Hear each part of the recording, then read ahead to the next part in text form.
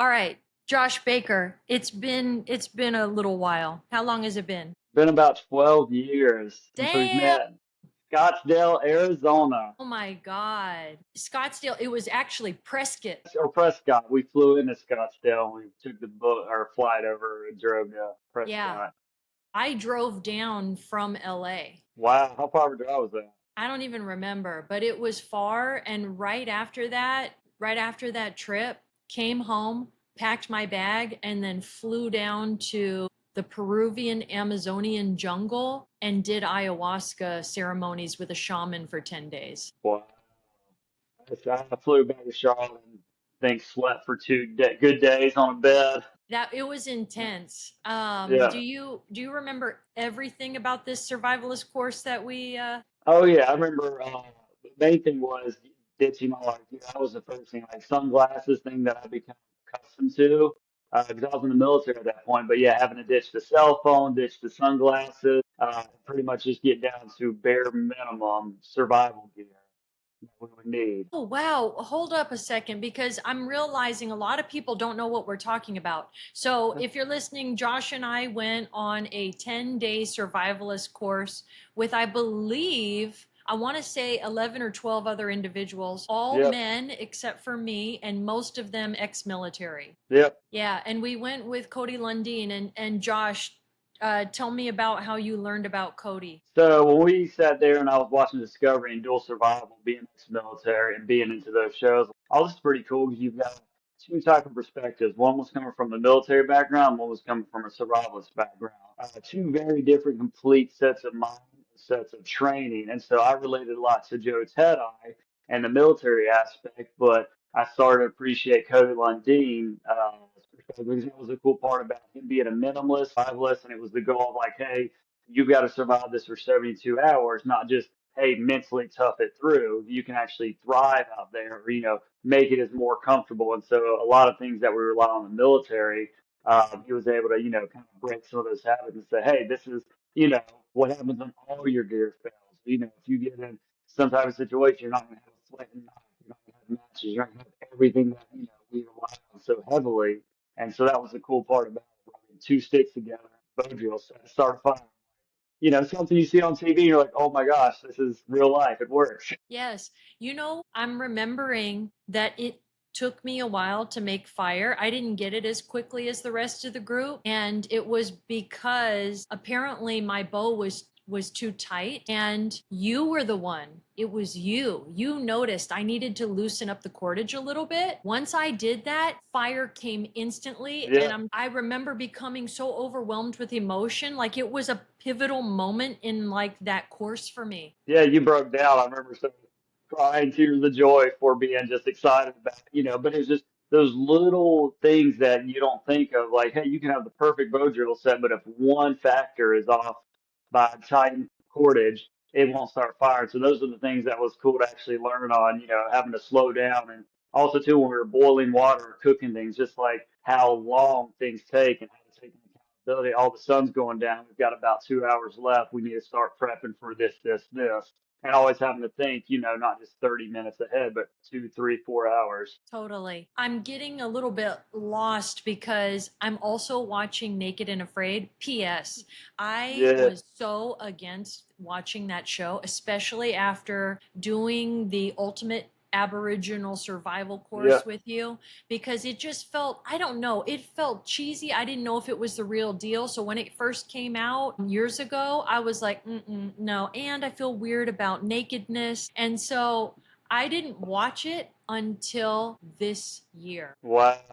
See, I saw it, but I was thinking, man, this has got to be the worst case. Your plane crashes, you lose all your clothes, and you literally have nothing. So that's how come I was. It didn't originally draw me in because I'm like, these guys are just literally surviving in the worst scenarios, just toughing it out. And I didn't see much survival, or I didn't pay attention enough to actually see like, hey. But it was also cool to see these were average Joes. These weren't like a production team or your people that had experience. These guys had basic common knowledge that most people have, but if you can, what it's really like out there when you have to survive in a environment that is very harsh and you're waiting on getting picked up. So that was opened me up to it. Just the realization of like, hey, this is going to be more what it's like. It's not just a 24-hour, 48-hour. Like, hey, if you get stranded somewhere, you hear all the stories. Hey, these people were out there for 10 days, 20 days, 30 days. It's not, usually, hey, they were found within 24 hours. The show has grown on me because I've watched several seasons now this year. And I didn't start from the beginning. I kind of started whichever seasons Hulu offers. So it's interesting. And I think I was annoyed with it because it's just kind of everyday people who have, like you said, some basic knowledge, and you see them fuck up quite a bit. And you see a lot of like Yeah, personalities conflicting, correct. and it's just so irritating. And I I think it's good for me to watch that kind of stuff though, because there's so much growth that happens for Oh those yeah, individuals. And me getting comfortable with seeing like those naked bodies too. I know they try to blur out stuff, but you can pretty much see oh everything. yeah. You see everything. Yeah, and in a survival situation, you may come across where you have limited clothing or limited access. The worst thing I see is mosquito bites. That would be right there enough to be like, oh, I can't do this, can't do this. Same. But That's the biggest deterrent for me is that they don't get one or two bites or 10 bites or even 100 bites. They get thousands of bites. yeah, cover that would be enough for me to tap out. So for these people to last, boy, I don't even know how long is it. They've got to last two It weeks, a week. depends.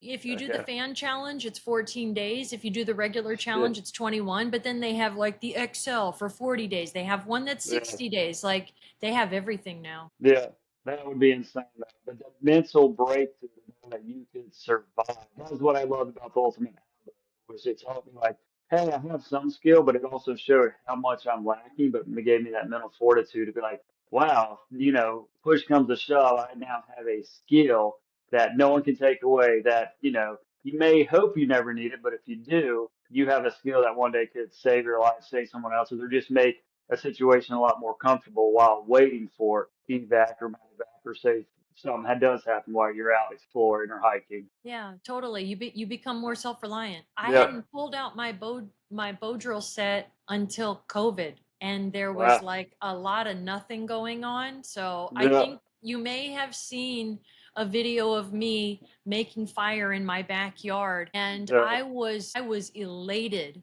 with how quickly I got that. I think I got it within 5 to 10, no, 5 to 6 Wow. minutes, and it felt good. Yeah. My favorite thing was taking the tree log and making a rabbit stick out of it. Like just, Oh, yeah. yeah. I was like taking this raw tree log this big and then knocking it down to pretty much an oversized boomerang was just like, wow, the amount of time you making the bowls with the embers is just crazy on how much you can make with that kind of time. But also too was a mental thing because sitting around doing nothing, but when you sit there for 3 hours and making this rabbit stick, it's a joy and fulfillment of like, oh my God, I just took a tree limb that you would never use for anything and now made it a proficient weapon or a tool that could utilize to enhance your ability while navigating a situation like that. I feel like there's so much joy in the simple things. And when we get rid of a lot of the multitasking and we just kind of simplify it down, distill it down to one thing, then life, we get present and we can Definitely. fully enjoy what we're doing. And there's some to be said because I had experience for about 15 months where no cell phones, no pretty much outside connections.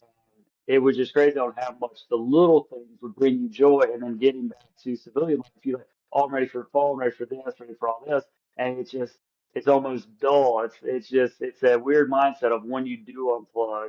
I think it's so good for people to unplug and go out there because you find so much fulfillment in yourself versus just mindlessly scrolling. I think we become so emotionally detached on or ADHD. Like you can't watch TV now without looking at Netflix. I mean, it's I crazy know. how can't remember the last time you sat through a full movie and just watched the whole movie without scrolling through Netflix or TikTok for 30 minutes. Right, right, right. When you had your phone, when you did not have your phone for 15 months, were you deployed overseas? No, I actually made some bad choices in life. Oh, That baby. Okay, so now you're going to spill the tea. So what's been going now, on in the last 12 years? You had me so so intrigued yeah, yeah. So pretty much, I was living top of the line, structural engineering stuff like that, and this is where I got into Instagram, and a lot of my mental health came from. Hey, engagement with Instagram. As petty as that sounds, I became a part of that, like people fellas, and that left into filling that void with drugs. And so, me going from super military fitness, I dropped from about 170 pounds down to about 120. How tall are Yeah, you? I'm the 10, 5'11". So I lost all the weight, lost my apartment, and this is where the ultimate abo. I was actually homeless, living in the woods. Even though I have great family structure, I know great everything. I was so ashamed of the person I become that for 6 months I lived in a state park out in the middle of kind of like the wooded area, just surviving off, battery powered, solar power, and just trying to, can't believe where my life is, ended up at. And so that's why I like a lot of you and the mental health and the stuff that you talk about. Yeah. If you don't mind me asking, what drug was it, or was it different types of drugs? So I got hooked on pain pills, and for me, it made me feel happy and energetic. And then that started going into cocaine as well, using that. So from OxyContin, and that was just crazy how I could function for a couple months, but then the habit took off, and because now I'm a big advocate for mental health and things like that, because I could see, hey, if you're not okay with yourself or being okay, you're never going to get that fulfillment from other people. And I put so much pressure on other people making me feel validated that when something bad did happen, I forgo all my training, everything I've been through, and just went to a pill or powder and to substitute that feeling. So if I'm hearing you correctly, basically this all happened after our survivalist course, is that right? I've been out of prison for 7 days. Okay, wait a minute. Yeah, I need the timeline. Wait a minute, prison? I yeah, had a feeling you were gonna say prison. I don't know yeah. why. So after I was out of the experiment we did with the Cody Lundin course and everything. Okay, October Two, 2012. 2012, I did great all the way up till COVID time. Just advancing in my career, finished the military, got honorable discharge, and my military was looking good, career was looking good. Then COVID hit, and that's when I didn't realize how much I relied on social outings or going out to be kind of the life of the party until that hit, or until I had to sit by myself, and I Oh, hated myself. damn. And that's what it was. I could, when I surrounded myself with people, hey, they could validate me. When I had to sit there, you know, and eventually our jobs, we stopped working, had to sit by myself. That's when all the thoughts, everything that, I had maybe suppressed down with trying to go out, drink, and have a good time, all came out to a bubble. It sounds like because everybody was affected differently during COVID. Yeah. My experience was way different. I prefer to be on my own, and I'm Okay. I'm I'm much more introverted, so it was a pretty good experience for me. But I know folks who are very extroverted, and like you said, they look for outside external validation, and they need that social aspect in their life. And it sounds like when COVID hit, that's when you were like things that were already there came out. They They surfaced. escalated.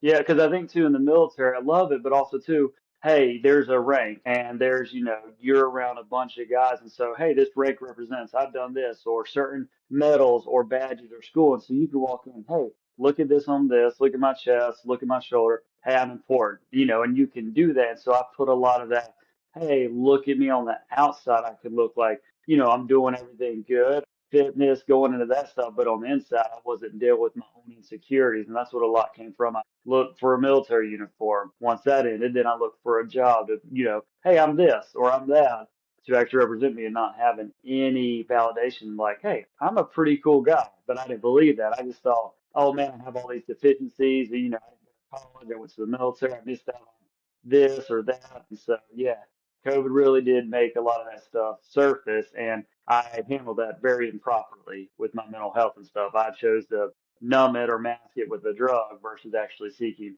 therapy, counselors, mentors, or just talking about it, letting other people know, like, hey, I'm hurting or I'm sad or I'm weak or I don't feel like a man. Wow. I really, really, really appreciate you sharing all of this because it's like it's taking me a moment to absorb it all because you're just so raw and so honest and open about it, which I greatly appreciate it because I do have close friends who've gone through similar things. And so I think a lot of people they're going to benefit from hearing this. I have so many questions because, when you do a survivalist course with someone and I know we were only in Arizona for 10 days, but you really kind of get to know people Definitely. because it's different. You're just totally present. We weren't Yeah. on our phones and we weren't, we did talk about food a lot. I Yeah. remember. Do you remember our team name? Just, oh my goodness. Come Well, on. yeah, it was named after a food or a candy. I remember that. But as soon as you Cracker said, Barrel. oh, Cracker Barrel, yes, because we wanted to go to Cracker Barrel afterwards so bad. The chicken and dumplings was my favorite. Mine too. Yeah. I remember you and me and everybody else at that table just ordering way too much food and our stomachs had shrunk so much. Oh We yeah. we could barely finish anything on our plate. I know. I remember drinking half of a soda and was like, oh my goodness. The worst part though was going at the hotel. Once we got around civilians, I didn't realize how bad I smelled until I got to Oh, my hotel room after, so I was so excited for us to take a shower and meet up at Cracker Barrel, but I was like, oh my goodness, this is what I smell like checking in at the front you desk and finally were able to smell yourself? yeah, and then finally, like when I took a shower, just nothing but red clay. I do like when we went through that how much we bought because we relied on like, hey, these people are getting water, these people are getting fire, this like people are setting traps.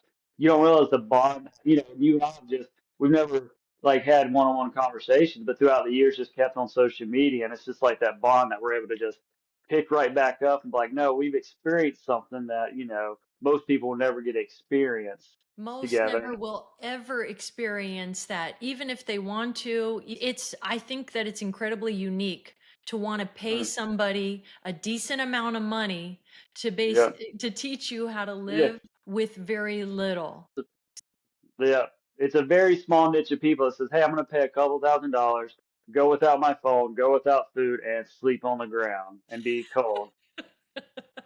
Which I didn't pack a sleeping bag because I was like, "Oh," because you remember the last 3 days we had to Oh sit there God, and I go was so within. cold.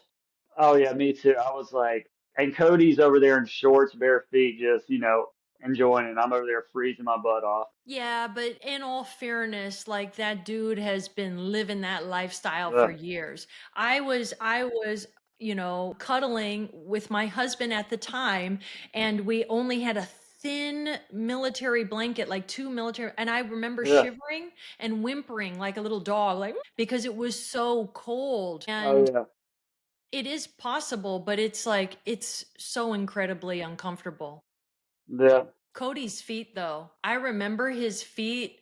And do you remember his feet? Oh yeah. At the time, he was barefoot for 25 years. Yeah. I mean, he could just walk over rocks, anything. Like, I mean, it was pretty much a pair of shoes on the bottom of his feet. Exactly. And it's just gnarly what the human foot can look like when you toughen it up and you develop all of Yeah, those muscles. I just literally got myself a pair of barefoot running shoes yesterday, and I've been walking around in them, and it's kind of reminding me of being barefoot, and my feet are sore. So I don't know. I love it. But circling back to COVID and making those choices, you said incorrect choices. Josh, I feel like, what happened for a reason.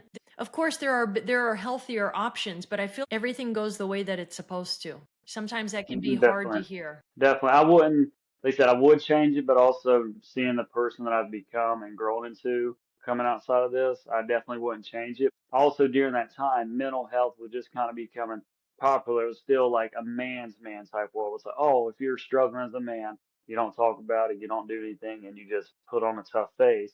And that's why I want to be so raw and open because there's plenty of people that I've met that have been in my same shoes. So if I can sit there and use my story to be like, hey, this path may numb you for a little bit, months, years, but it's going to cost you on the back end. And there's so much more healthier ways to go about like, hey, as a man, I'm feeling inadequate in this area or struggling. And a lot as a man, we put that on ourselves. It's not even an external expectation. It's just an internal expectation that we have put on ourselves, like, hey, as a man, I've got to be this, this, this, and I've got to accomplish this, this, this. And if we don't, we feel this heavy weight on us for some reason. That's something kind of I came to reason of like, hey, who put this expectation on me? And as I was going through therapy and talking, it was like, realized it was me that was putting all this pressure, causing my own self stress. When I was like, why am I even doing this?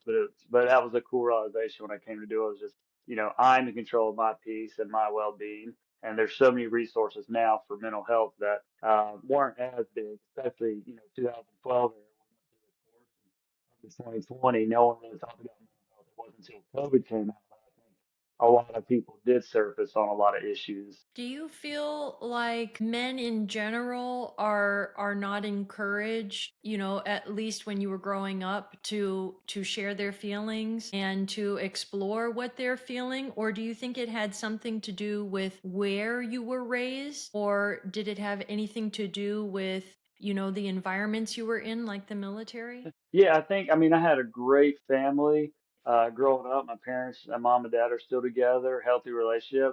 But I think it was when I got old enough, because I joined the military right after high school. And so that's when your brain is kind of as a man developing. And it was, hey, you got hurt, suck it up. There was no like, hey, I'm struggling with this or having relationship problems. It was, a very man's world back then. And so that's where I think as men, our brains develop a lot later on in life. Or went from being on my parents' roof high school to now my first, being on my own and experiencing not having anyone to talk to was just the military. And it was a very man's world of like, hey, suck it up, move on, don't, and so you kind of have to learn to numb those feelings. And it's great for some environments, but there wasn't talk of an outlet or, a place where you could decompress. It was always just stuff down, stuff down, stuff down. And then eventually it's going to come out. And unfortunately, it may be a month, it may be years, and unfortunately for me, it was, COVID when it was like, hey, I couldn't drive to work or I couldn't busy myself with all these activities. I actually had to focus on myself. Were you working during COVID? Yes, I was working a little bit because I worked as a structural engineer with the city and stuff. So we were still doing inspections and things, but it was a lot more time off. It wasn't as busy. We were doing, 1 week on, 2 weeks off type deal. And at first I loved it, but then once, that 2 week, hey, let's just, stay inside for 2 weeks turned into pretty much the whole year. And then, people's businesses or shops were closing down, money was getting tight. You had a lot more external pressures that also piled onto that as well that made people realize, like, oh man, when you don't have the money coming in, when you don't have this, when you're, having to be by yourself, a lot more things come out and surface. Were living by yourself during COVID? Yes, had me a Yeah. nice little 1 bedroom apartment. Yeah. Yeah. That can be tough for people because, we were encouraged during that time to not socialize, like not have any gatherings, not do any meetings and stuff like that. When I was locked down, I was with someone. I think that's why it was easier for me. But I don't know how much alone time I like. That'd be kind of hard. Yeah, and nothing, no new movies. So it was like nothing was coming out. So it's not like you can stream away the time. So it was the same movies on Netflix. No one was going anywhere. You go to the grocery store and no one to talk to. You don't realize after weeks of needing that, especially being an extrovert, needing that socialization. I can see how that puts a lot of pressure on some extrovert people not getting that satisfaction of talking to someone, or just a healthy release of being able to interact with people. Yeah. So how can you kind of paint a picture of me of how it happened where you go from this guy that's like disciplined, regimented, and he has a great job and COVID hits. How do the drugs start? So it's crazy of how it's just so crazy. So I was sitting there, and my buddy, he actually got a motorcycle during COVID, and so he broke his arm and stuff, and he had some oxycontins, and he's like, "Hey man," and he wasn't taking them. He's like, and I was just so bored at the time. I was like, "Hey man, take one of these to help you sleep." Well, because it's a downer, but when I took it, it made me feel great, talkative. It was like, oh my goodness, it gave me all the feelings of like you would experience of like going out and having a great Friday night. So that's where I was like, man, maybe I'm doing something wrong. So I took, two of them. So I was like, you're laying around all day, just couldn't sleep. And I didn't like Unisum or anything. Oh, these will knock you out because that's what they did to him. But for me, it was the opposite effect. And I never experienced, you know, that type of, especially for being,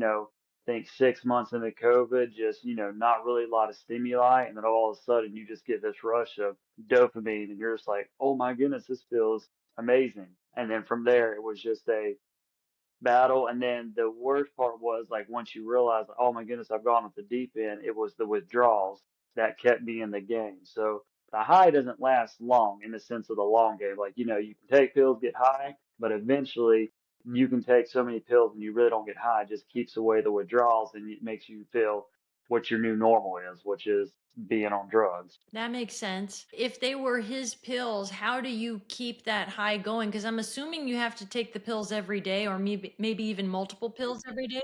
How do you get them? So that was where I reached out to just other people I knew smoked weed. Hey man, do you have this? And that led me into a whole world of going to trap houses, having a drug dealer, and a whole world that I never knew existed. It branched me into that because it was just like starting out like trying to initially, hey man, it's like my back's hurt. I remember a line like my back's hurt. Do you have any, oh yeah, I've got this guy. And then it became a regular, and this guy led to this guy, and all of a sudden, I'm immersed in a whole new world, the behind the scenes type it feels like of meeting up the plug. I need them getting scripts because they would get scripts from their grandparents, grandmas, or they would buy people's scripts. I mean, it's a whole entrepreneur, it's a whole business of they would go to doctors too, and doctors are writing scripts like crazy for them. That's what pain clinics are. These people go to pain clinics and have arthritis and get scripts, and they would sell just to sell. Wow.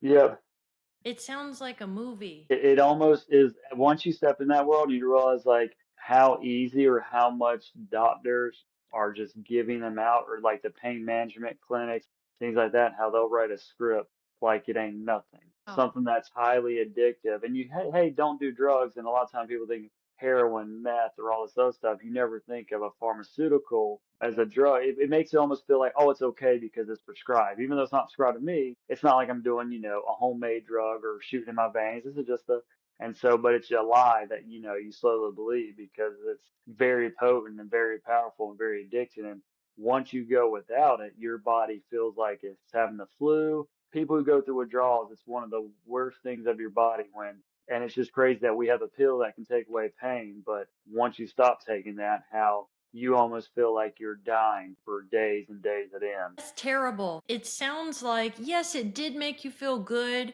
You got this stimuli that you haven't experienced in like 6 months because of COVID. And so it feels good. But I think, correct me if I'm wrong, you stayed with it because it's more so the withdrawals suck so hard. Yeah, and two, it's like once you get used to that high, that's what becomes your new normal and stuff. So eventually, just like anything, the excitement wears off. So even though you're getting high, it's not like that first time. This becomes your new normal now versus functioning here. And I so to got stay you. here, you take the same pills, but it wasn't like, oh my goodness, finally. It was just so I could feel normal because without it, I mean, you would have restless leg. You would feel like you had the worst case of the flu, night sweats. You were irritable. You couldn't sleep. It's crazy how this pill can make you feel here, but also with your highs comes your lows. That's what was the worst thing. I tried to quit so many times, but addiction happens, and that was something I kept going back to till I slowly lost everything, pretty much my apartment, my job, everything, and I was so ashamed. That's where I, like I said, oh, I can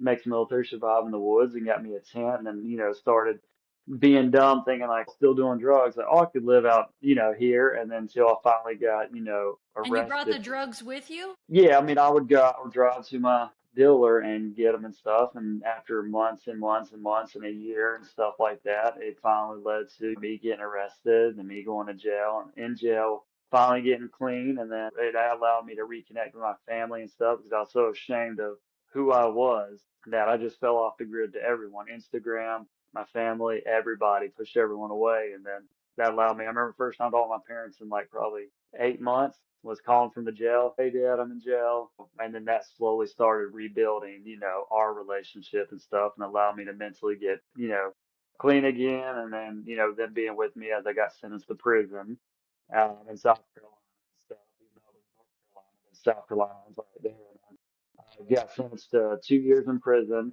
because with good behavior and stuff, I was able to get out in 15 months. Wow, there's so much there. Hold up, I got Yeah, questions. I know. That's why I give you a general scope. I love this, by the way. As long as Yeah. you are Oh willing yeah. to keep sharing, I love all Oh this. yeah. It's so fascinating to me because it's not a lot that I know about, and I just know so many people struggle with this. So people need to Yeah. hear this. Oh One yeah. thing, when you're taking those pills, is it like other things where, like weed or something, where the more you take of it, you need more in order to maintain that high? Yeah, especially with pills, the tolerance, you gain tolerance very quickly. So, I mean, you can go from taking one pill to 10 pills at a time within a month, month and a half, very short time. Wow, that is so many pills. So say you sit there and you get surgery, you're going to be prescribed probably, hey, take a 5 milligram, 7 milligram of hydrocodone. I could sit there just to get out of bed, have to take 100 milligrams of that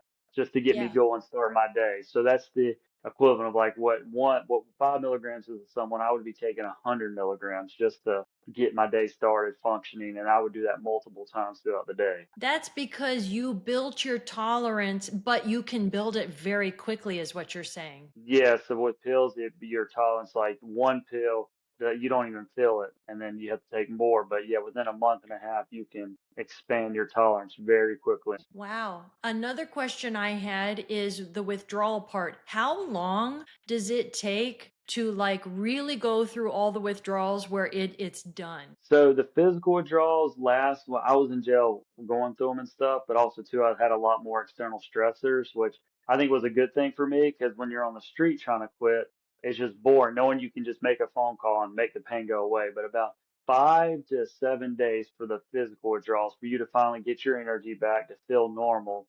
2 weeks, I would say, okay, you're gotten through the physical, but then that's when the mental battle comes because it's almost like a lot like, oh, if I take this, I know, on the days that you feel sad or depressed or something happens, you may see something on TV and you just get this urge. So it wasn't about till 3 to 6 months later where I knew mentally sitting in prison at that point, like, hey, I don't have any urge to do them. And even in prison, you can get any drugs you want in prison. And I saw Really? prison's one of the most corrupt places on getting cell phones to every drug on the planet in prison. And we can go down that road later. But once I knew I made it to prison and I didn't have any urge to do it and I could say no, that's when I knew, hey, this is a good feeling because I knew I totally had beaten the drug. And even being in the worst place like prison, I knew, oh, people were offering or have this and I could totally say no. That's when I was like, this is a great feeling to finally be able to do it. But some people struggle with it a lot longer. But I knew once I got clean, hey, this is not going to be my failure is not going to be my final chapter. This is not going to make who I am. I know the capabilities I have. And so a lot was put on you as an individual. Do you want to achieve something greater than this? Most people look at me would have never thought I went through prison, but I want to be able to share my story because there's so many people like me, but also to say you can come from complete failure, rebuild your life, and totally move past bad choices and bad mistakes that you have made in the past. Man, I love that. That's really, really inspiring. I love that. Yeah, if I looked at you, I never, ever, ever would have guessed that. It's Yeah. not apparent. You just look so clean cut. You look healthy. You look like you work out. You never would have guessed. And if you told me, I never would have known. But it looks like you gained all your weight back in a good way. Like you put a lot of muscle. And I'll definitely send you my mugshot picture when I was 126 so you can Boy, you compare. better But send that to me because I want to yeah, see that. yeah, but so I was 126, but that's where working out became like a high itself. I remember some of the worst days in prison, but when I would work out, I may not feel like it, but after the workout, it was almost the same kind of rush. I felt better. I felt good about myself, and so that's where it was. Something when you work out, you feel good about yourself. But when you do it consistently and you start to see the results, you feel good, you look good. That's now just the biggest mental boost for me, and that's more of a healthy outlet to be like, hey, it's like may have had a bad day, but I feel good after working out. I look good. I'm happy with where I'm at, and then you're able to move on with your day. I know all about that. I made it my Yeah, career. yeah, So I'm curious, before you went to prison, were you into physical fitness? yeah. So I worked out. I went to Planet Fitness and stuff, but it was never something that I got dedicated to. It wasn't until prison where I started actually gaining weight, being able to actually learn about calories. This is what I'm bulking, cutting, and so that's where I spent a lot of time learning on not just going to the gym and doing curls and bench press. Learning, hey, what kind of body do you? Do you want to be more calisthenic? And I mean, I'm 35 now, so age is starting to show. You're starting to feel it a little bit more. So that's where I want to be, have a look at other 35 to 40-year-olds. Like, hey, I don't want to be where I'm overweight or unhappy or just unable to play a volleyball game or pickleball without being totally exhausted after 5 minutes. So that's kind of what got me into it as I'm getting older in life to sit there and be like, hey, I want to be physically fit and be able to do things still. I totally agree with you. I'm right there with you. I'm wondering, who are you learning from? Who are you learning about your macros and calorie intake and what to do? Are you learning from other guys in prison?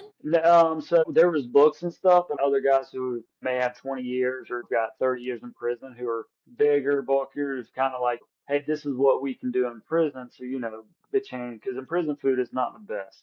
But there was a lot of beans, a lot of rice. But he was like, you can order canteen, which is like soups, meats, pickles. But they're able to say like, hey, this is what you can do to maximize. And so I learned a lot about beans, or there's some vegans in there because we don't get a lot of meat. But it was like, hey, beans are packed in protein, and how you could take what you had and make it as most as you want and stuff. So we get little brownies on the tray, and so you could trade the brownies for more beans. So you could keep that protein and your calories matching to your workout. So you just weren't going in a negative deficit, but you could actually eat enough calories to match the workout to gain muscle. And so that's when I started gaining weight. And I was like, this is cool. If I do this, I get these results. And so that's where it became a kind of a game to me, knowing like, hey, I can do this. And so for me, it became a great outlet and just the curiosity of like, this is cool. You can literally sculpt your body in so many different ways and go so many different directions. Or you could become good at pull ups and stuff. I mean, you may not be the biggest guy, but you could sit there and do 30 pull ups like it was nothing. So it's just cool to realize how amazing the body is. I'm like, hey, you could look big or you can be big or you can feel strong, be strong. So those were the cool, aspect that I fell in love with fitness and just how powerful and capable the body is. You are 100% talking my language right now. I'm right Yeah, there with you. Like, I'm imagining the pull-ups, but I'm also imagining like when you're going through a leaning out phase, and then when you're trying to bulk, and then when you yeah. want to be like more explosive. Like, you can train in very specific ways, not only your fitness, but like what you put into your body, what you ingest, and change and sculpt. I love that you use the word sculpt. You can sculpt your body. So you haven't changed your height. You're 5'10", 5'11". How much do you currently weigh now? 175. So about Nice. 175. So Does that 170, feel 170. good? Does that feel right? It feels good now. Just coming home from prison, I've got a little bit more stomach or water weight just because there's a lot of high starch, high carbs.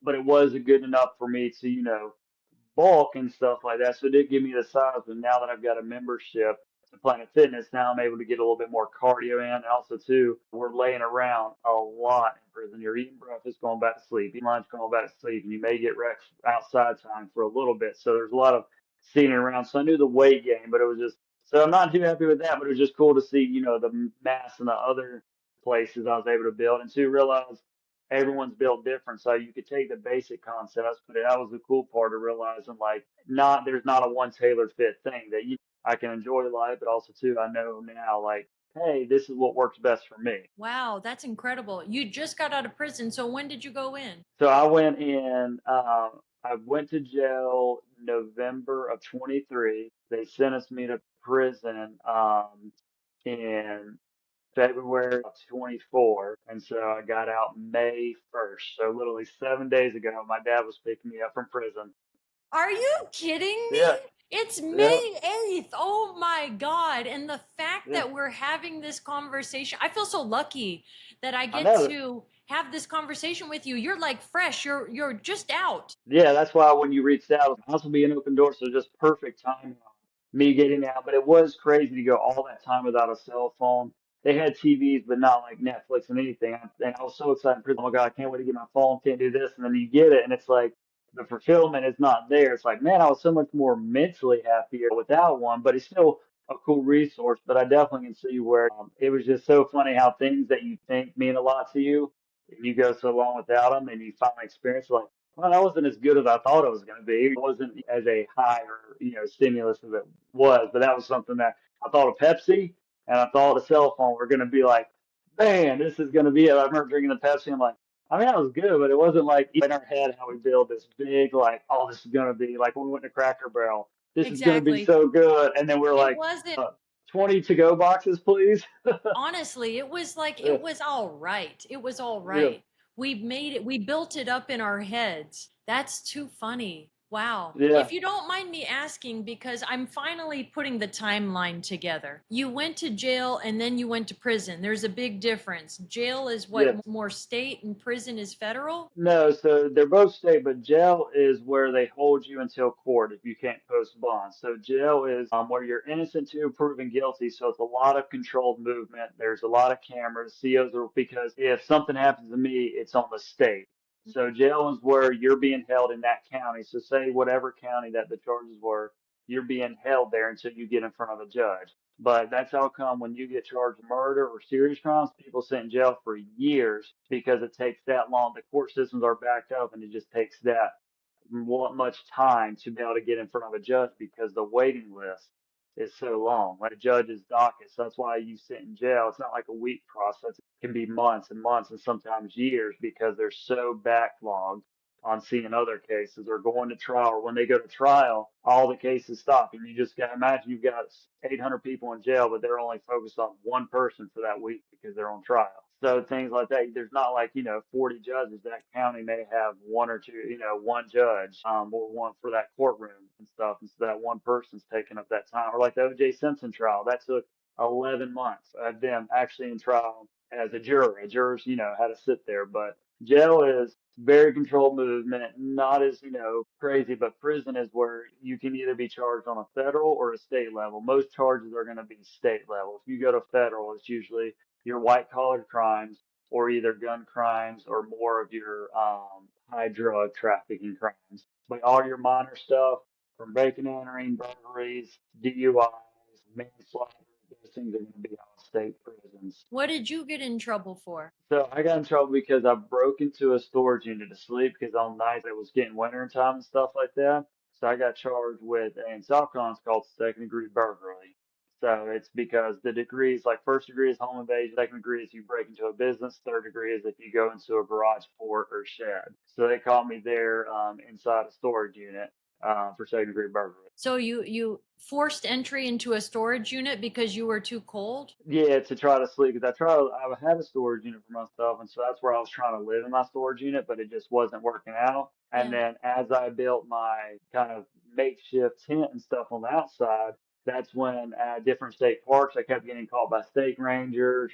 It's very hard not to keep attention to yourself when you're trying to still live. You still have access to your car, so you bring a lot of attention to yourself, so you don't get kicked out of this area, kicked out of this area during the winter time.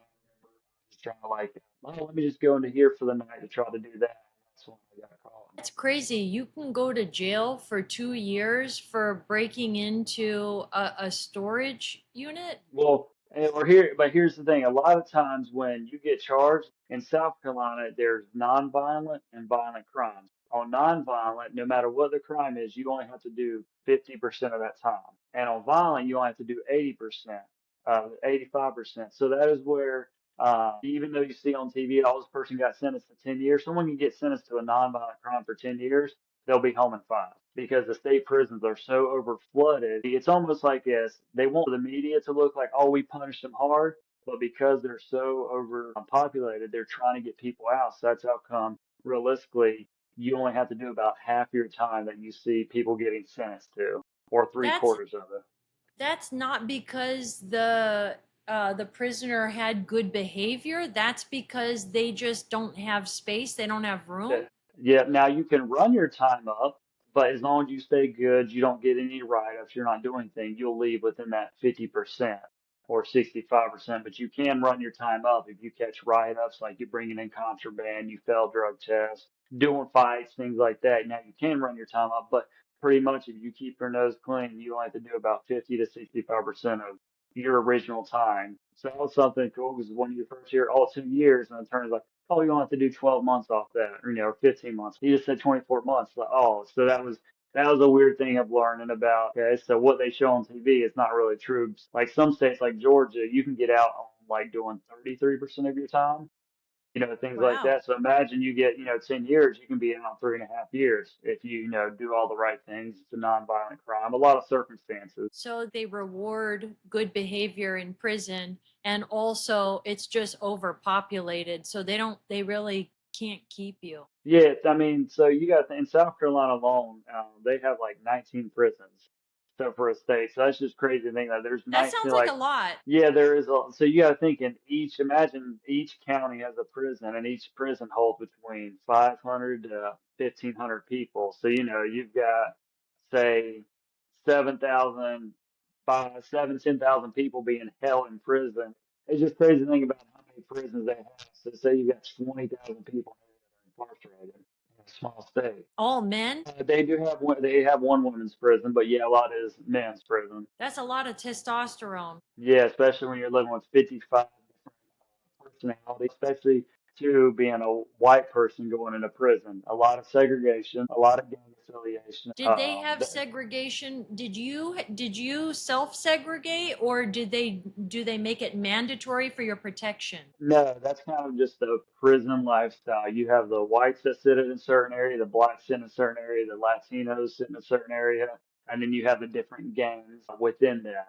But prison itself, when you go in, a lot of times you get with your own race. And like we were open dorm, and a lot of people got along, but still, it was just. Well, I remember going to the cafeteria. You wouldn't go sit at a table where there's a bunch of black people. You'd go where your race was. And that's just the prison lifestyle. It's very segregated. It's not racist, but it's just there's a certain flow, the way you walk, the way you talk. It just that's what, you go and do. That sounds very similar to military. Military, but without the structure. Prison's the most corrupt things because here's the thing: you got prisoners that are locked behind bars, but you'll have weed, meth, every drug, How every are they liquor. getting it? You got multiple different facets of COs bringing. So imagine if you're working in a prison, you Yeah. can go to Target, buy a Samsung phone for $50. At the last prison I went to, cell phone went for 3 grand. So imagine you work at a prison, you can buy a $50 phone, sell it to an inmate for $3,000. Because there's always entrepreneurship. People are trying to make money no matter where they are. So that Yep. CO, the people who work, the prison guards and stuff, a lot of them Yeah. are also corrupt. A lot of it is corrupt and stuff like that. Where you've got, without saying too much, there's multiple facets of getting things in the prison. But yeah, it's a whole entrepreneur business of it on. You had like a chapstick cap, like the cap of a chapstick full of weed was $40. Damn. Yep. So a lot of the stuff that I've seen in movies and TV about prisons and stuff, is that kind of true? It's kind of true. So it is a lot I've seen in movies like that was something too. What I did see in movies, but yeah, a lot of that is true on the segregation or you people stand with their own race. Yeah, just having from cigarettes, smuggling, and it's everything's a business in there. I mean, you had people that didn't get money on their books, and so they would wash other inmates' clothes because our clothes get sent out in a big laundry, just get washed with everyone. So it's kind of not the most sanitary, but you got people doing years and got money or they'll exchange for someone cleaning their tennis shoes or washing their clothes, or doing certain services. You got to think we're behind those bars and stuff, and all we have is stuff that we can have. I've seen people make extension cords out of soda cans or tattoo guns, things like that. It's its own little world. Imagine it's just a own world where people, you've got to think people are doing 10 plus years. They're going to make it as most comfortable as possible. So for some people, it's going to be their forever home. Yeah. That's insane. I like watching that stuff on TV, but I don't want to go there. No, I know it's never a place you want to go, but it was the best thing for me because it mentally got me a year under my belt of being drug free, but also realized how self-reliant I am, just like Cody's course and stuff, allowed me to do a lot of internal thinking. And no cell phone, no job, all your meals paid for. You had time to do and become whatever you wanted to be. And a lot of people don't utilize that time for themselves, but I said, hey, I'm 35. It's like I've got another chance at life, and I can either go back to what I was doing, or I can sit there and use this time to really self-reflect. How did I get to this point? How do I never go back? And how do I move forward? And so that's where my parents sent me self-help books, little things like that, where I could use tools. So when I did have a bad day or did have a disappointment or two, the hard days, I'd sit back and be like, if I ever get the urge down the road a year from now, 2 years to do a pill or snort a line, I can remember that scar of like, nope, I remember some of your worst days are in prison, and that's not a lifestyle I'm willing to risk. And so for me, it was good in a sense because I utilize the time to make sure I can help people. And then when I do tell people like you, hey, I've been to prison, they're like, yeah, whatever.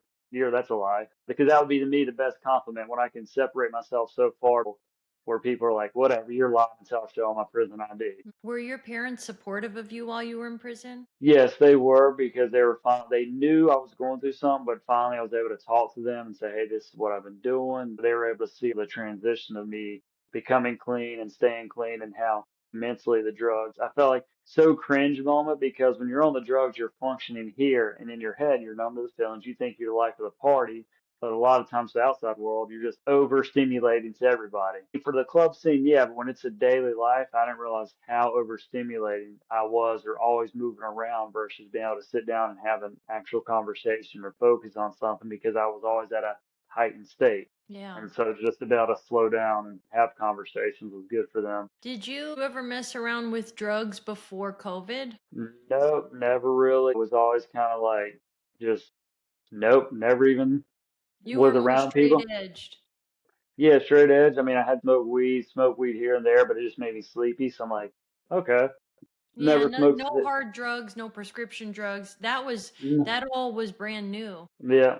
And it was Wow. mainly because I was just bored and was like, sure, I'll do this. And it almost scared me because when I took it, I'm sitting there just like, okay, why do I feel this good and stuff? I'm not passed out. I remember just laying in my bed at night, like, man, I could go to the gym. Like, and it was great. I mean, I went to the gym, was energetic. It was just that weird, like, wow, I've never felt like this. But that's why those big pharma make those medicines and pills like they are. Yeah. It sounds like some of those pills may have felt like you had like a superpower. It did. I felt like when you feel like you're just, it's a weird feeling. Like even though you probably were the most cringe person, but in your head you thought, yeah, you were Superman walking around just invincible, having a good time, and you were just the life of the party. Everyone's having fun and oblivious to everyone else's. There was no empathy. You were just empathetic towards everyone because you were just it would numb all the bad stuff and give you all the good feelings. Damn. It's crazy. I feel like I'm definitely a human guinea pig. There's something inside of me that won't allow me to do anything like that. Because I'm scared. I'm very Yeah. scared that of exactly what you're sharing with me about the addictive qualities of it. I'm terrified of feeling that because I'm just scared of the spiraling, you know? And that's good because so many people, especially with TV shows, they make it look like cocaine in movies and stuff and pills. They make it look, this is so fun. And they numb you to the fact that, hey, this is a drug, but they throw it in your face so much to make it like, this is socially acceptable. It's just weird, but they don't show the side effects of, when you do get addicted or what that habit looks like or on the back end. How many years it's going to cost you, and how many people you're going to push away and burn bridges because you're chasing after a high. Did you eventually lose your job? Yeah, lost my job. Once you go through the withdrawals and stop getting high, that's all you focus on. I just had no ambition. Stop working out, stop really eating, especially when I started doing cocaine, just lose any ambition to want to be productive or become a functioning member of society and stuff. You just want to do drugs and lay around. So what went from feeling good started to be like, hey, I can't even get out of bed without drugs, then I couldn't go hours without it. And so it was just always chasing down the drug and doing that and then being numb to the fact that there's real world out there. I was just like, man, I'm just gonna get high and not go to work. You just don't care about work anymore. You don't care about anything else except for just feeling good, which, kind of perpetuates that cycle because you need to Yep, like re-up. yep, It's interesting. I've never tried cocaine, but from what I hear and what I've seen, that's like an upper. Am I wrong? yep. So that It's a should some people get it's a stimulant. yep. So I don't imagine that you would be lazy on that. Maybe you could be very productive. Am I wrong? Well, everyone's chemistry is different. So I didn't really like cocaine. I just helped mix it with the pills to make the pills last longer because I would snort them as a cut and stuff. But that's where, as hydrocodones and oxycodones were a downer, but to me, that made me feel better. So I think it's really brain chemistry. There's not like some people could do cocaine and feel good. I really didn't like cocaine, but it made the pills last longer because instead of crushing up a little pill, I could cut it with cocaine. And so in my head, mentally sit there and be like, oh, this is 5 lines instead of one that I could Yeah. snort and stuff. But everyone's different because from different shrooms to weed to pills, some people enjoy uppers, some people do it, but I really think it's our chemistry on how our body takes it or maybe someone who's ADHD, or maybe someone who is deficient in their serotonin or dopamine levels. And that's where, for me, hey, my levels may have been low, and that's where now I'm getting my blood check or more conscious of, hey, there's a lot more factors than just, hey, why am I sad? There's so many factors of men, from testosterone to serotonin to your thyroid to everything else that could be a contributing factor. And it's not just that you can now monitor and now control a lot more. Yeah, that makes sense. So many questions. Yeah, and you being the first person I'm telling, like how to navigate. And two, prison life became so normal to me, and it's like, hey, it's not normal to see someone get stabbed or someone to get jumped and beat up with a log because they did this, in normal Wait, society. you saw that? Oh yeah, like prisons. I mean, there's a code of conduct. So like, where if your friend may steal something out of your fridge, it's like whatever. But if you steal someone's, 60-cent soup, to them, that's something you're gonna fight over and go in the bathroom. Or two, you've got 55 men from all walks of life living, in bunks that are a foot from each other. 24/7, you're just gonna a lot of build up testosterone. You're not gonna vibe with everyone. You're gonna, and there's no escape from it. It's not like you could walk away from it. They may be 5 bunks down, and people just snap. So there, like I said, the prisons, like I said, you get used to it, and then you come back to the real world and be like, that is so not normal life. Right. So would you say that you're still kind of like readjusting? No, so that's where the military, I didn't let it define me. I use the experiences, but also too, it's like, hey, I believe in adaptability as a human. You have to be able to learn how to adapt. If you just get stuck in one way of living, you're never going to be able to grow, or you're never going to be able to experience new things. So I was able to, just like how we adapted to the course we took, and we took lessons from it, but we didn't make it our personality or our lifestyle. And especially when I came back, I remember appreciation of water, like running water. So many countries. So that's where I kind of looked at, like in prison, like, hey, this isn't going to be my end. I don't want it to be. A lot of people made it their personality. A lot of people, oh yeah, I've been to prison. I'm a tough guy. It's like, hey, we're the lowest of life. We committed a crime, or we've done something bad. We are literally the lowest people on the totem pole. Why would you be okay with that? Why would you not want to sit here and grow? But it's a mindset, and so that's where I was excited about getting out, and so I'm just excited now. Like I've got job interviews lined up, which that's going to look different being a felon, but it's still just cool now. You get a second chance at life. That's how I look at it. Honestly, I feel like you're the poster child for what prison should do for people. I think that's the hope, that's the Yeah. intention. Unfortunately, I don't think it goes that way for everybody. Did you end up making any real friendships? No, people come and go so much. I mean, you definitely have some of your guys that you do time with. I never could want to hang out with them outside of it because even though they may have been in there, it was very few of us, and not trying to say, hey, I'm better than anyone, but there's very few people that were wanting to like one and done, learn from this and go on. The same people may be in there for drugs. They were doing their drugs their whole bit. And it's like, they never changed any habits. That's how come, hey, it was like an experience. Like, hey, we went through some of the worst nights together. We built a bond, but I know we're going on two different paths outside of this. And so that's where I do miss some of the guys, and you build those bonds, but also too, I know I came in here by myself, I'm leaving by myself. And so I know the path I don't want to go on to. And statistically, you're more likely to go back to prison than actually Right. stay out, which is crazy. When I Yeah. thought about like you're like 60, 70% more likely to go back, which is insane on how many people like there was less of us that were there for first time. Say I think 20% of us were there for a first time. Everyone else in the prison is second, third, fourth plus time in prison. So they're not learning, they're repeat offenders. Yeah, a lot more repeat offenders than first time offenders.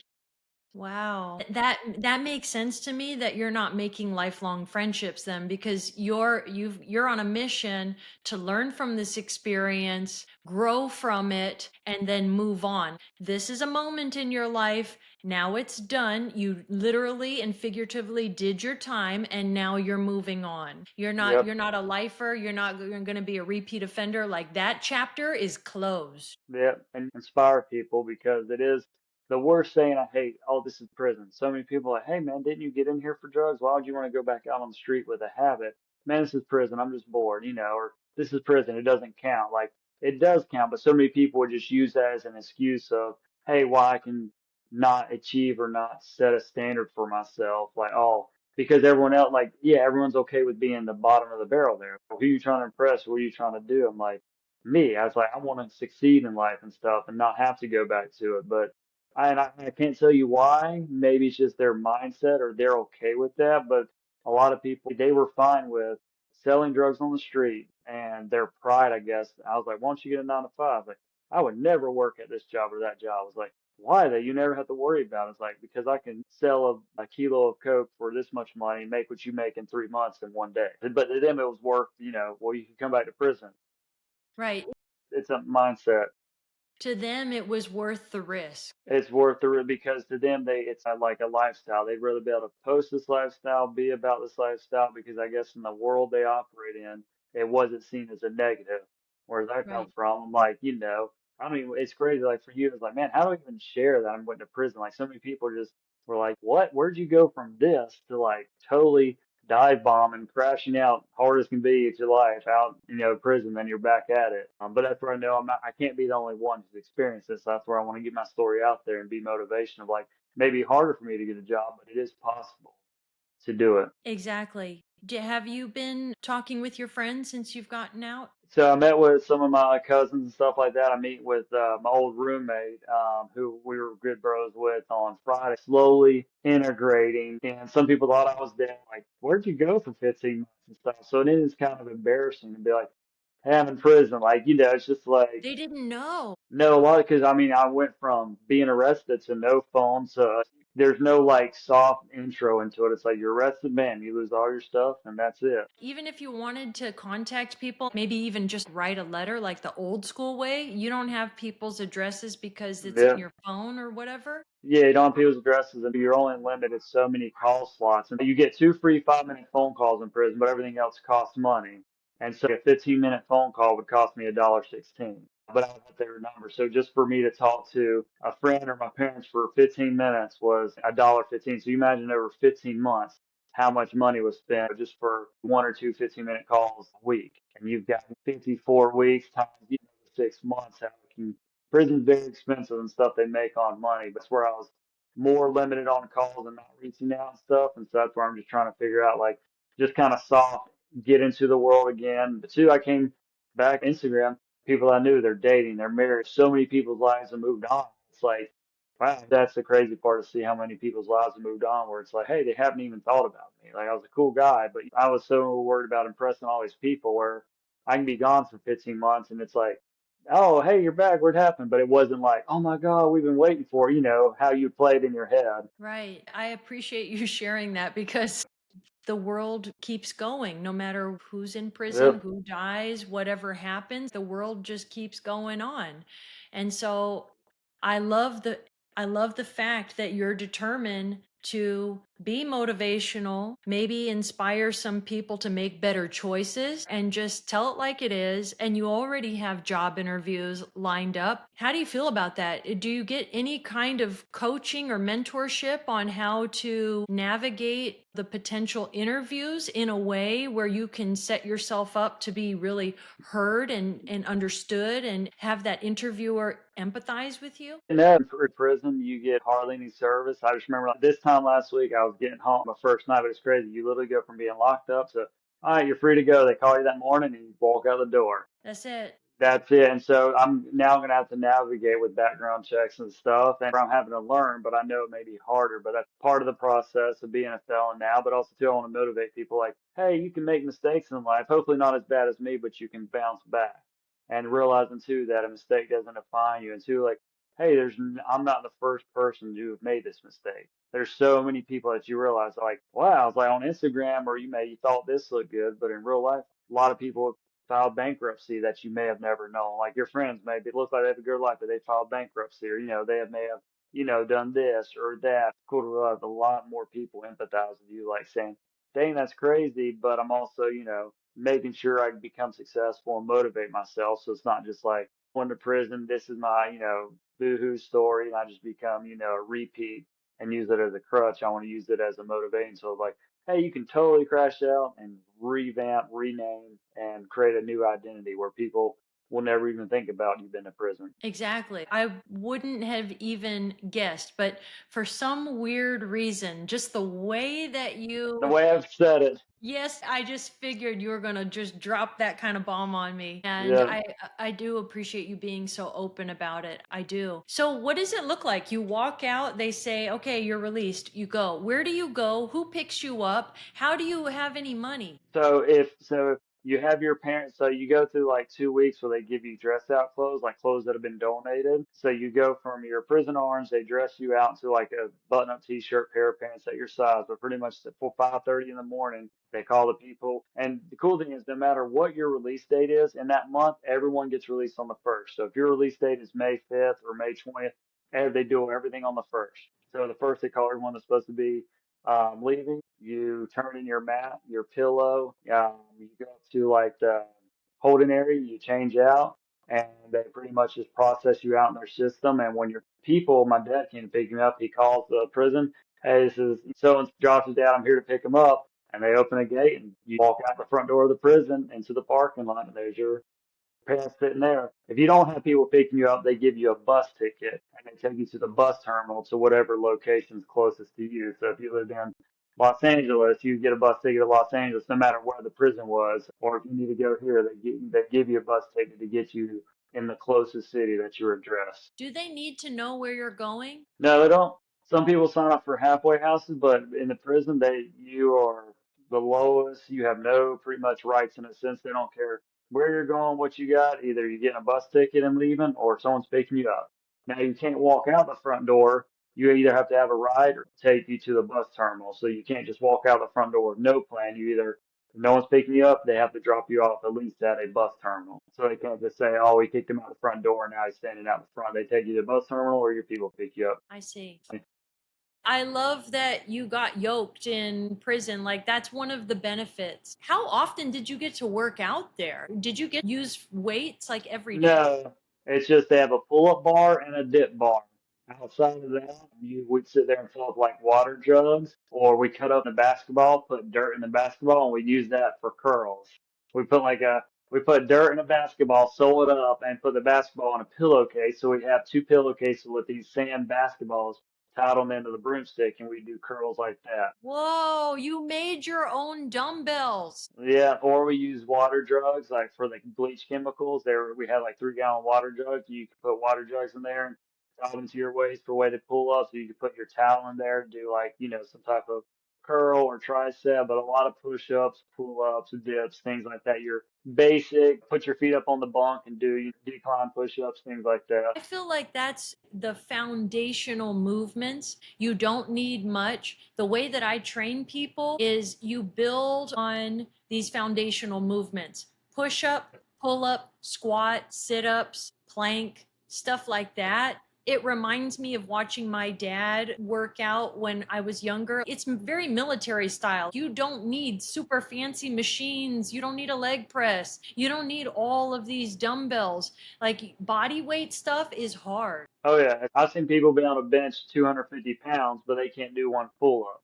But it depends on what your goals are. But it was weird going to Planet Fitness, and I'm used to just very basic movings, and now I have like all these machines. And so for the first few times, I felt like at a loss. Like, okay, I want to work my back, but I've just done like where we have the broomstick and weighted balls, and we're doing some rows or something. Now I have like 5 different back exercises. So it has been taking me a while to figure out a routine in the gym because I've just gotten so used to you want to hit back, you do pull-ups. In this Yes. variation, you want to hit triceps, do that. But now I've got access to a little bit more tools. I want to utilize them, but it is weird to be like, I feel like a kid in a candy store just got 20 million different equipment to use, so getting in a routine. Exactly. It's fun. It's kind of like our playground because you have all Yep. these fun tools to use. But I think that no matter what, if you ever get lost, go back to your foundation, go back to the pull up because it's kind of Oh, like a pure, perfect movement. And it's so functional as to these machines. They kind of limit range of motion sometimes and they isolate yep. muscle groups, which is great for like the aesthetics. But Yep. for function, it can be limiting. Yeah, I mean, it's nice to be able to know I can do 17 chin-ups and then, up to 20 pull-ups, but you just don't see that calisthenics every day. So that is pretty cool to know, like, hey, especially when I was getting really good into it and stuff, hey, I've got the ability to pull myself up, how functional that in real life to be able to use that. Exactly. So when you went into jail or prison, you were 126 pounds? Started out 126 pounds in jail. Again, I went up to 150 just from being off the drugs and starting to eat again because cocaine suppresses your appetite. So I gained about 20, 25 pounds from prison. When I got to my first day in prison, I was 158. I left prison, I weighed 176.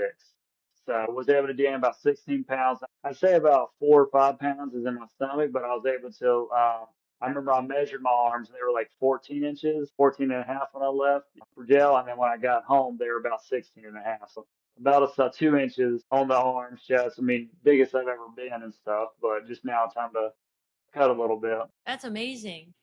What kind of engineering? Structural engineering? Yeah, so like when people would be building new houses, I would make sure everything's being built up to code. Like I would go in there during the framing process, make sure the concrete's poured the right way, your studs, your walls, everything is being built like the engineered blueprints. And if it isn't, saying, hey, here's this. Or if they run into a problem, hey, we need to make this load, extend this out. How can we do it and come up with a solution? But you're going to use this to be able to, support that load evenly where it's not going to cause any issues down the road for that homeowner. Do you still feel like that interests you? It does, but I used to work for cities and counties with being a felon. You'll never be able to work for a municipality or a city with a felon. They don't hire felons. And then I worked for a prestigious engineering group and I reached out to a bunch of them and because of the type of work, there's too much liability. So a lot of them won't even hire a felon or on your background record, they look at it for the last 7 years. A lot of them's like, I can get my record expunged in 5, but pretty much I'm going to have to go into still construction, but just more of a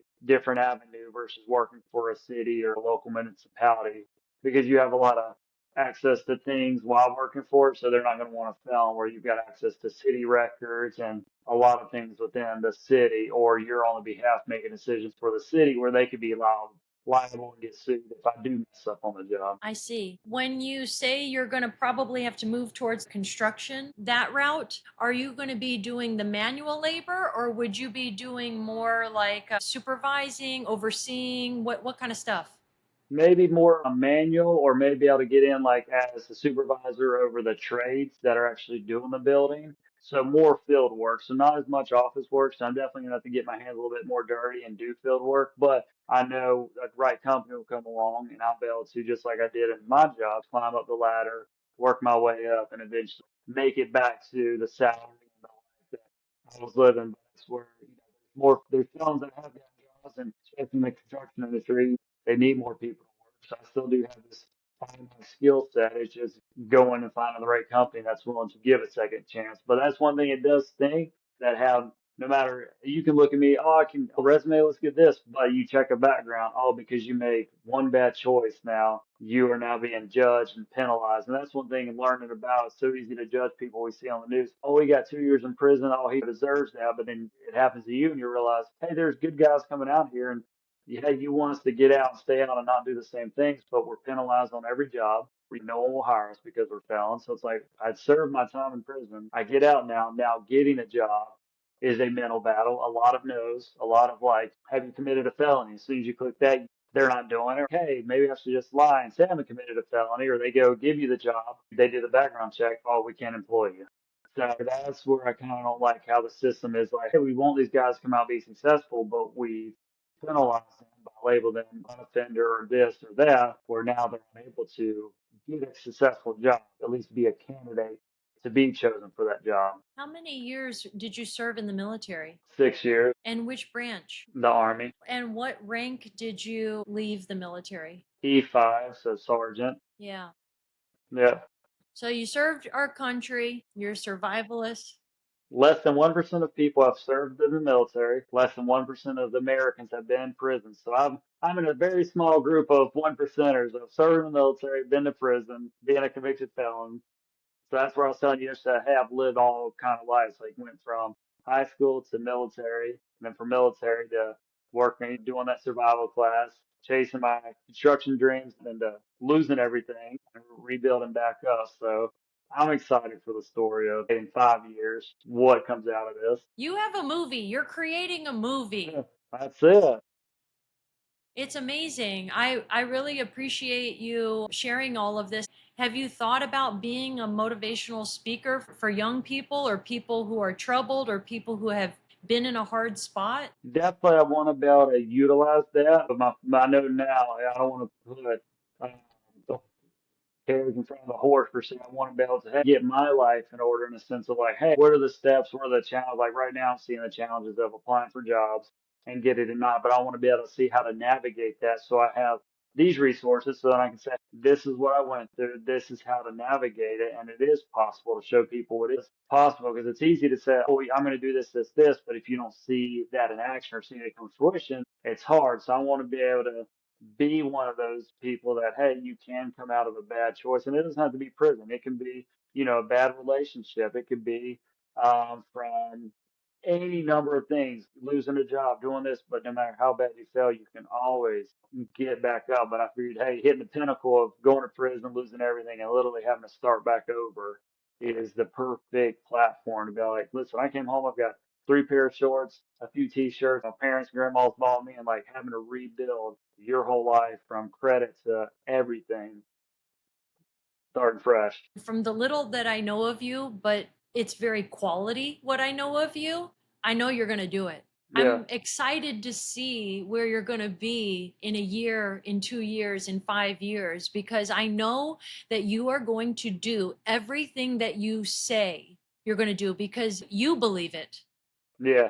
And that's one thing I think most people forget. They want other people to validate. Is this okay or the dream? And it really just takes you because I had a lot of people in prison in a negative sense. Well, that's this, that's that. So really a lot is just, I'm not going to tell a lot of people what I'm doing. I'm just going to do it. And so that's one thing I've learned is stop looking for validation or like, is this a good idea? But have confidence in yourself and realize my life can't get any lower in a sense. So it's like I can use it as a platform. And so I am excited about the challenge of it. People said I can't do that, but even though the numbers are stacked against me with being a NFL and getting a job doing this, I see it as a challenge now. And I've got the mental fortitude of being clean. I can break addiction. I can survive in prison, and I can survive a self-reliant course. As hard as we make it to be, it can be achieved, but we limit ourselves so much. I owe this to me. I don't owe it to anyone else. I owe it for me to be see how far I can go and push myself. I feel like that is the perfect way to close this conversation. I feel No, inspired. I'm but really, really excited for you. And I'm thank you. grateful that you shared your story so openly. Um, Thank you. Thank you. Hey, thanks for having me on here. It was a pleasure and love catching up with you. Likewise. Yeah.